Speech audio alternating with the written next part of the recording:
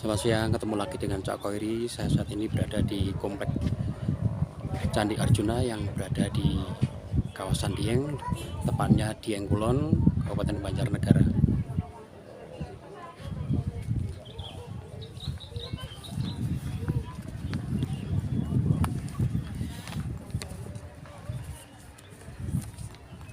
Ini namanya situs Dharmasala.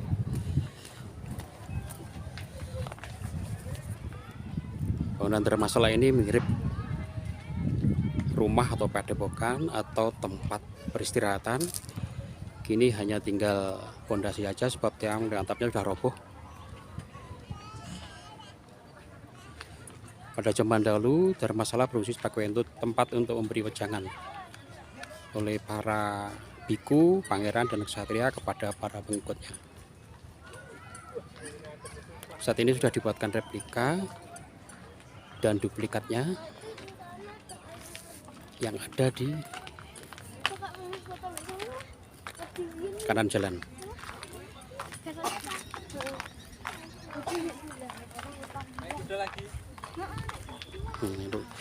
Ya, ini replika dari Dharmasala. Di sana juga ada dua sendang, yaitu sendang Sedayu dan sendang Maera Kaca.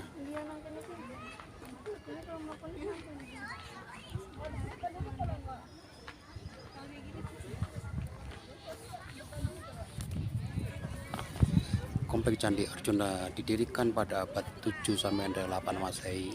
Ditemukan pertama kali oleh tentara Belanda, yaitu Theodor van Elf pada abad 19. Kondisi candi tergenang air akibat tersumbernya saluran air. Upaya pembersihan saluran air telah dilakukan oleh orang Inggris, yaitu H.C. Cornelius, dan orang Belanda yang lain, yaitu J. van Impersken. Setelah saluran air diperbaiki, maka tidak ada genangan air, sehingga kita bisa melihat candi dengan jelas. Genangan air tersebut berasal dari meluapnya air telaga Balikambang akibat proses vulkanik. Candi Arjuna. Candi ini diperkirakan sebagai candi tertua di Pulau Jawa. Dalam prasasti tertulis tahun 731 Saka atau sekitar tahun 808 Masehi. Prasasti ini sekarang disimpan di Galeri Museum Nasional yang ada di Jakarta. Candi ini dibangun dengan mengikuti model yang ada di India Utara. Candi Semar. Inilah penampakan Candi Semar. Candi ini bercorak India Selatan dan dibangun sebagai candi perwara atau candi pelengkap. Fungsi lain adalah sebagai tempat penyimpanan senjata. Candi Sekandi. Candi ini bercorak India Utara. Di dinding candi terdapat arsasi.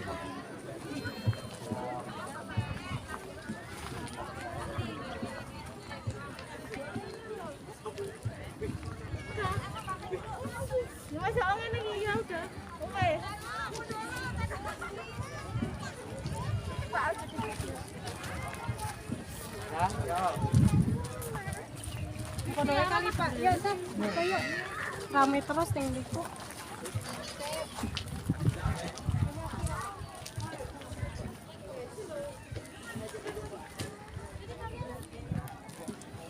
Candi Puntadewa. Candi ini bercorak India Utara.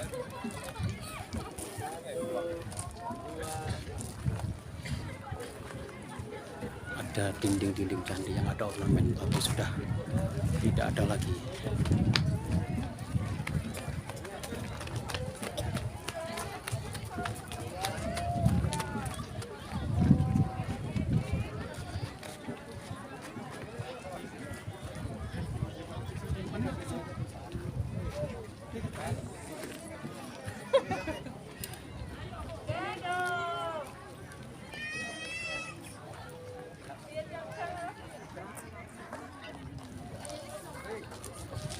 Candi Sembadra.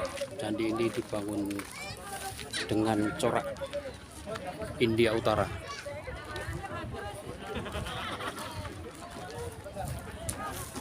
dan diperkirakan candi ini dibangun yang paling akhir di antara komplek Candi Arjuna.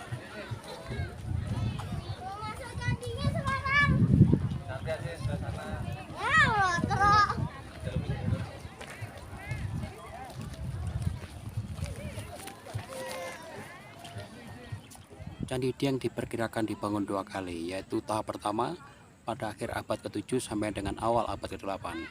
Tahap kedua pada pertengahan abad ke-8 sampai dengan tahun 780 Masehi.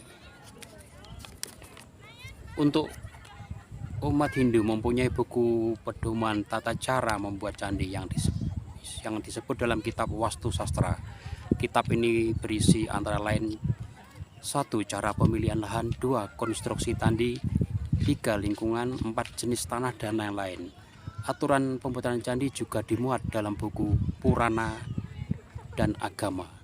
Candi Dieng diperkirakan dibangun 2 kali, yaitu tahap pertama pada akhir abad ke-7 sampai dengan awal abad ke-8. Tahap kedua pada pertengahan abad ke-8 sampai dengan tahun 780 Masehi. Untuk umat Hindu mempunyai buku pedoman tata cara membuat candi yang disebut dalam kitab Wastu Sastra. Kitab ini berisi antara lain 1. Cara pemilihan lahan, 2. Konstruksi candi, 3. Lingkungan, 4. Jenis tanah, dan lain-lain. Aturan pembuatan candi juga dimuat dalam buku Purana dan Agama. Menurut Serat Kanda, ada 12 ahli yang terlibat dalam pembuatan candi, yaitu 1.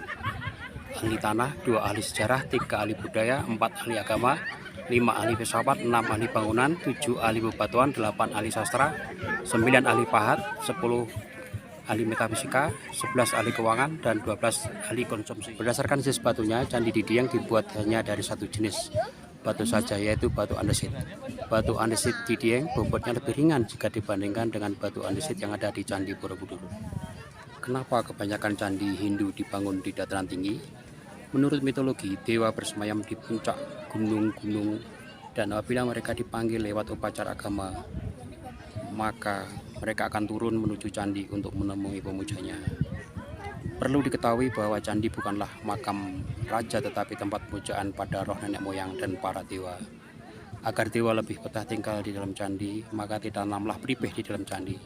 Peripih berbentuk kotak besar yang berisi 9 atau 25 kotak kecil. Isi peripih adalah unsur-unsur yang melambangkan dunia seperti emas, perak, perunggu, batu mulia, dan lain-lain. Mengapa dataran tinggi Dieng sangat populer di kalangan umat Hindu? Hal ini disebabkan Dewa Siwa pernah berkunjung dan bersemedi di Gunung Dieng. Hal ini tertulis dalam naskah Jawa pada abad ke-16 yang bernama Tantu Pagelaran. Dalam naskah tersebut diceritakan bahwa Dewa Siwa datang ke Gunung Dieng untuk bersemedi dan minta kepada Dewa Brahma dan Wisnu agar Pulau Jawa diberi penghuni.